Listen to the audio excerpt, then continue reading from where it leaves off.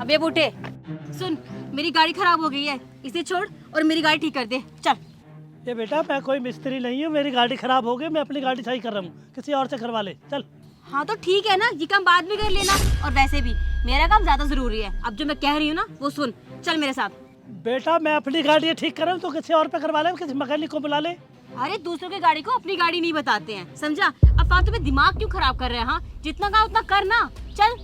अरे ये गाड़ी अपनी है, पहले मैं अपनी गाड़ी ठीक कर रहा हूँ तो बुला ले किसी को। तो पागल है क्या? और वैसे भी तू मैकेनिक ही तो है, जैसे तेरा हुलिया है ना वैसे तू मैकेनिक ही लग रहा है। अब फालतू में दिमाग क्यों खराब कर रहा है? जितना कहा उतना मान लेना। ओहो, जब इतनी पैसे बाड़ी है तो फोन वोन करके ना मैकेनिक के थोड़ा फोन कर ले यार, अपनी करवा ले गाड़ी सही। यार कितना बदतमीज है ये बुड्ढा, देख तो सही कैसे जुबान चला रहा है हमारे सामने। इसकी इतनी हिम्मत, हाँ इसकी जुबान तो मैं बंद करवाती हूँ। अब आया तेरे समझ में? अगर काम करेगा तो ठीक है, वरना दूसरा थप्पड़ दूंगी दूसरे कान के नीचे। आई बात समझ में? और छोरी कैसे उल्टा चोर कोल्स वालों को डांटे में सिखो मैं कम की आबर तो मुँह मार है और हम पे ही आफत जमा रही है। अरे तू हाथ जड़वा ले पर एक चली जा, अरे क्या होगी जो। खैर छोड़ यार, इससे क्या ही मुंह लगना। अब एक काम कर ले अपना काम जी लगा के। पापा क्या हुआ? अरे भैया जो छोरी जन को होता है ये पड़ाक दे से थप्पड़ मार कर चलती बनी। ओ मैडम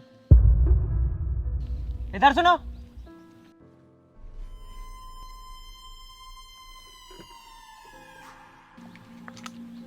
शिखा तू सुमित, तुमने मुझे क्यों मारा? तूने मेरे पापा के ऊपर हाथ उठाने की हिम्मत कैसे करी? तू जानती भी है ये मेरे पापा हैं और तूने इनके ऊपर हाथ उठाया। सुमित, मैंने ये सब जानबूझ के नहीं किया और मुझे सच में पता नहीं था कि तुम्हारे पापा हैं। मुझे लगा कोई मैकेनिक है गाड़ी ठीक कर रहा है, तो बस मैंने इसलिए। बस कर शिखा, बकवास बंद कर। तुझे गाड़ी का नंबर दिखाई नहीं दिया? तुझे ये नहीं पता कि ये मेरी गाड़ी है? और अगर इस गाड़ी पे कोई काम कर रहा है तो जरूरी नहीं है इस गाड़ी पे अगर कोई काम कर रहा है तो वो मैकेनिक ही होगा या फिर कोई गैर इंसान होगा। तेरी हिम्मत कैसे हुई? मुझे नहीं पता था शिखा कि तू इतनी घटिया और गिरी हुई लड़की है। अरे मुझे तो शर्म आ रही है कि तू मेरी दोस्त है और मैं तुझसे शादी करने के लिए बात कर रहा था। मैंने अपने पापा को इसीलिए साथ लाया था ताकि मैं तुझसे मिलवा सकूं, पर मुझे नहीं पता था कि तेरी और मेरे पापा की पहली मुलाकात इतनी घटिया होगी और तू मेरे पापा के ऊपर हाथ तक उठा देगी। सुमित, तुम ऐसी बातें क्यों कर रहे हो? और मैंने कहा था ना कि मैंने जानबूझ के नहीं किया ये सब। और ठीक है, गलती मेरी थी तो मैं माफी मांग लेती हूँ।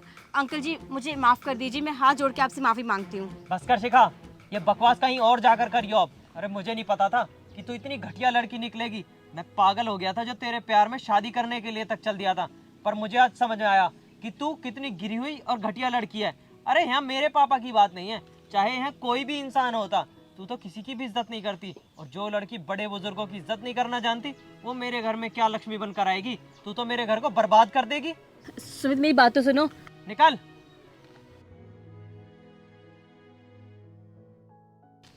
छोड़ो बाबा, मैकेनिक आ रहा है, आप अंदर बैठो। ठीक है भैया, मैं तो